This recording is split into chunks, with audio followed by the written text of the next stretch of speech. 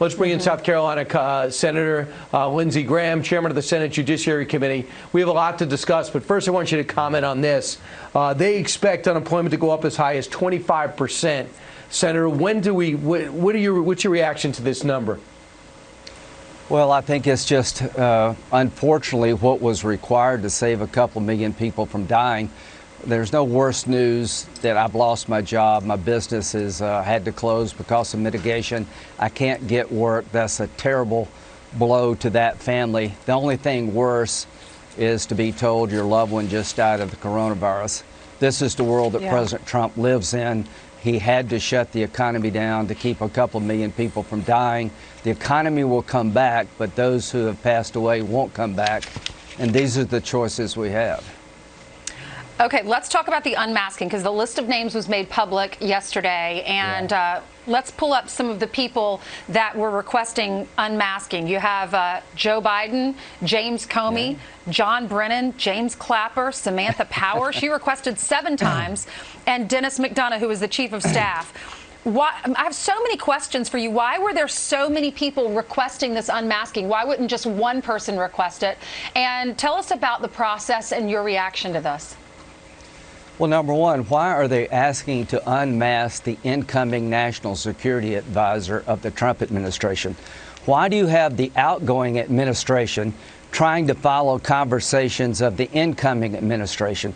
That is outrageous. General Flynn had every right to be talking with the Russians about policy differences they have with the Obama administration. He could talk to anybody he wanted to talk to about his new job. I guarantee you that every incoming administration during transition reaches out to foreign governments. I doubt that most outgoing administrations spy on them. So this is an outrage. It's at least unethical, and we're going to get to the bottom of it. They had no business listening to anything General Flynn was saying about Trump policy. Right. I mean, I imagine Michael Flynn might have had a different conversation with Israel than maybe Susan Rice did, because they seem to be butting heads with Israel. Hey, keep your powder dry. It's going to be a lot different when you take over. Maybe Michael Flynn didn't realize there's nothing wrong with that. But Senator, you know the law.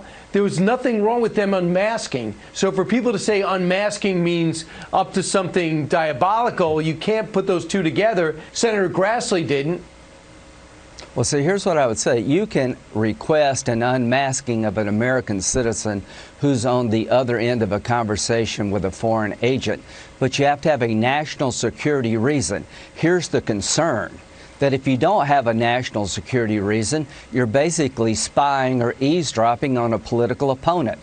They hated Flynn. They wanted him to be fired before he ever got the job. Was this an effort to undermine Flynn, or was it really about our national security? I talk to foreign leaders all the time about my differences with Obama foreign policy. When President Trump wanted to withdraw from Syria, I got on the phone and talked about everybody in the Mideast. If I find out they're listening to my conversation and reporting back to the White House what I'm saying to foreign leaders, that violates separation of powers. This is a big deal. What is the national security reason to unmask General Flynn in transition? I can't think of one, but I do believe, given their behavior, they're looking to get rid of Flynn. And if they used our intelligence apparatus to basically act on a political vendetta, that's chilling to every American and would be very wrong. Well, let's go to the, Steve always calls it the Wayback Machine, and show you this flashback montage of testimony from Comey, Clapper, and Brennan back in 2017. You didn't say one way or another whether even there's an investigation underway. Correct. I don't, especially in a public forum, we never confirm or deny a pending investigation. Fact is, the content of the calls is what matters. Do you have any knowledge of what the content of the call was? I don't. Did either of you ever request the unmasking of Mr. Trump, his associates, or any member of Congress? Yes. In one case I did. That I can specifically recall, but I can't discuss it any further than that. Do you recall any U.S. ambassadors asking that names be unmasked? I don't know. Maybe it's ringing a vague bell, but I could not answer with any confidence. So Samantha Power was also asked about it, and this is what she said. Anytime a U.S. person or entity's name came to me, disclosed or annotated, or where I requested it, and it came back, I never discussed it with another member of the human race. I have no recollection of making a request related to General Flynn. I have never leaked classified information. I have never leaked names that have come back to me in this highly compartmented process. I have, in fact, never leaked even unclassified information. What do you think when you hear those sound bites from 2017 and you hear what she said? Well, somebody leaked to the Washington Post the conversation between General Flynn and the Russian ambassador during transition. She says it wasn't her. But even more chilling, Trey Gowdy asked Samantha Powers, he showed her a chart where she had made over 200 unmasking requests, and her answer was, I didn't make nearly that many. I didn't make that many unmasking requests. So here's the question. If she didn't make those requests, who did under her name? This stinks to high heaven. And again, you have to have a national security reason to unmask an American citizen who's involved in a conversation with a foreign entity. It can't be for political curiosity or for political revenge. This stinks to high heaven, and what they're about to do to General Flynn in federal court is the most disturbing thing I've seen as a lawyer in decades. I'll be glad to tell you why.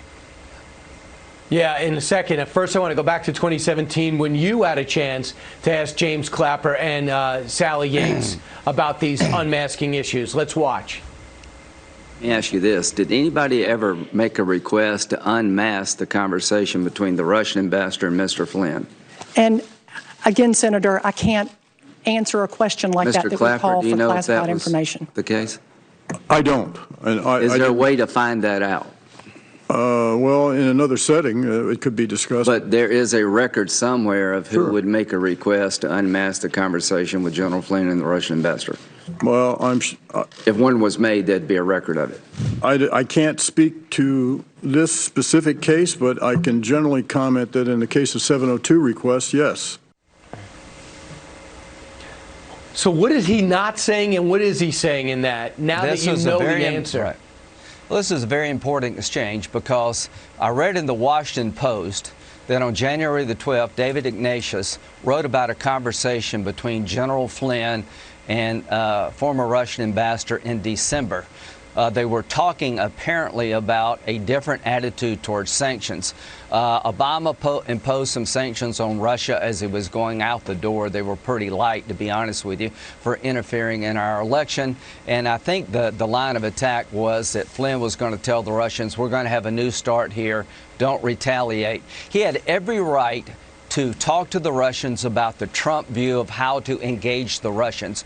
The Obama administration had no right to unmask that conversation because there's no legitimate national security purpose here. The Logan Act does not apply to me as a senator. If I want to call some foreign government and register my disapproval with the administration's foreign policy, I'm not committing a crime. I'm not undercutting foreign policy of the administration. I'm able to speak for myself as a United States Senator.